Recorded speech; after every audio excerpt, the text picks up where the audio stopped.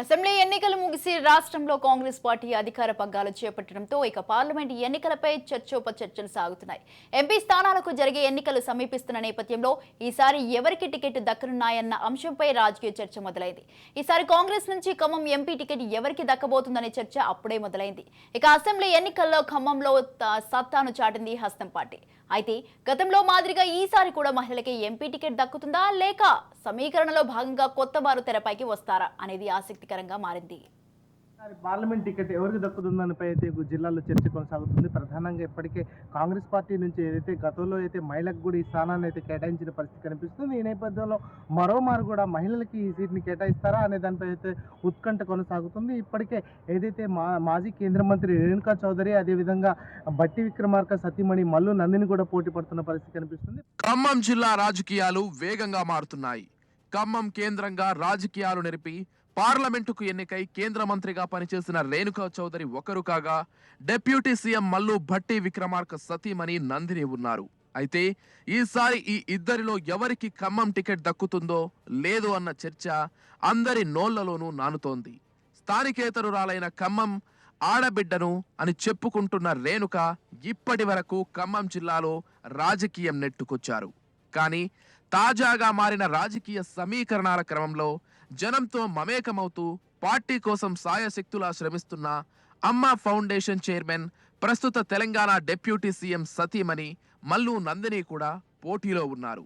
ఈసారి టికెట్ ఎవరికి దక్కుతుంది, మహిళలకా లేక పురుషులకా అనే ప్రశ్న తలెత్తింది. ఎవరికి టికెట్ దక్కుతుందో అన్న అంశంపై అనేక సందేహాలు పుడుతున్నాయి. మొన్న జరిగిన అసెంబ్లీ ఎన్నికల్లో ఉమ్మడి ఖమ్మం జిల్లాలో 10కి 9 స్థానాలు కాంగ్రెస్ పార్టీ దక్కించుకోవడంతో ఇక కాంగ్రెస్ తరపున పోటీ చేసే ఎంపీ అభ్యర్థి విజయం నల్లేరు మీద నడకే అన్న ప్రచారం జరుగుతోంది.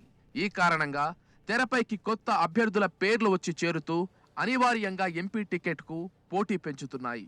రాష్ట్ర రాజకీయాల్లో పతి కంటే సతి కాంగ్రెస్ పార్టీ కోసం చేస్తున్న సేవా నేపథ్యంలో మల్లు నందినికి ఈసారి ఖమ్మం టికెట్ లభించడం సులువే అనే అభిప్రాయం వ్యక్తమవుతోంది. నిత్యం మారుతున్న రాజకీయ సమీకరణాలు నందినికి ఖమ్మం టికెట్ ను ఇచ్చేలా పార్టీ నాయకులు సైతం జై కొడుతున్నట్లు తెలుస్తోంది. ఇతర పార్టీల నుంచి కాంగ్రెస్ పార్టీలో చేరికలు పెరిగిన క్రమంలో ఎంపీ టికెట్ కోసం ఆశావాహుల సంఖ్య సైతం పెరిగింది. ఎన్నికలకు ముందు బీఆర్ఎస్ పార్టీ నుంచి మాజీ ఎంపీ పొంగులేటి శ్రీనివాసరెడ్డితో పాటు మరో సీనియర్ నేత తుమ్మల నాగేశ్వరరావు కాంగ్రెస్ పార్టీలో చేరారు. వారిద్దరూ ఇప్పుడు కాంగ్రెస్ ప్రభుత్వంలో కీలక మంత్రి పదవుల్లో కొనసాగుతున్నారు. అలాగే మొదటి నుంచి రేణుకకు ప్రత్యర్థి వర్గ నాయకుడిగా ఉన్న భట్టి విక్రమార్క రాష్ట్ర ఉప ముఖ్యమంత్రి హోదాలో కొలువయ్యారు. దీంతో జిల్లాలో ఆ టికెట్ నందినికి ఇచ్చే అవకాశం కూడా మెండుగా ఉంది. జిల్లా రాజకీయ సమీకరణాలు కూడా పీపుల్స్ మార్చ్ పాదయాత్ర సమయంలో భట్టి రాష్ట్రంలో తిరుగుతుంటే నందిని మాత్రం తనదైన శైలిలో పార్టీ కార్యకర్తలకు, నాయకులకు అండగా ఉంటూ పార్టీ అభ్యున్నతికి కృషి చేశారని, అందుకే ఆమెకే ఈసారి పార్లమెంటు టికెట్ ఇవ్వాలని బలంగా వాదనలు వినిపిస్తున్నాయి. 2019లో జరిగిన పార్లమెంట్ ఎన్నికల్లో ఓటమి తర్వాత రేణుక జిల్లా రాజకీయాల్లో కీలకంగా వ్యవహరించింది లేదు. ఈ ఫలితంగా జిల్లాలో రేణుక అనాదిగా ఉంటూ వచ్చిన క్యాడర్ సైతం దూరమైంది. ఇటీవల జరిగిన అసెంబ్లీ ఎన్నికల్లోనూ రేణుక క్రియాశీలక పాత్ర పోషించకపోవడం మైనస్ గా మారింది. సో ఇవన్నీ కలిసి ఈసారి పార్లమెంటు టికెట్ మహిళా మల్లు నందినికి ఇచ్చే అవకాశం స్పష్టంగా కనిపిస్తోంది. చూద్దాం రాబోయే రోజుల్లో ఏం జరుగుతుందో.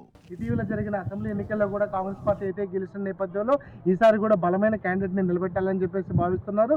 ఆ దిశగా ఏదైతే మహిళలకు కూడా కేటాయించాలని చెప్పేసి భావిస్తున్న నేపథ్యంలో ఆ టికెట్ ఏదైతే మల్లు నందినికి అయితే కేటాయించే అవకాశం అయితే స్పష్టంగా కనిపిస్తుంది.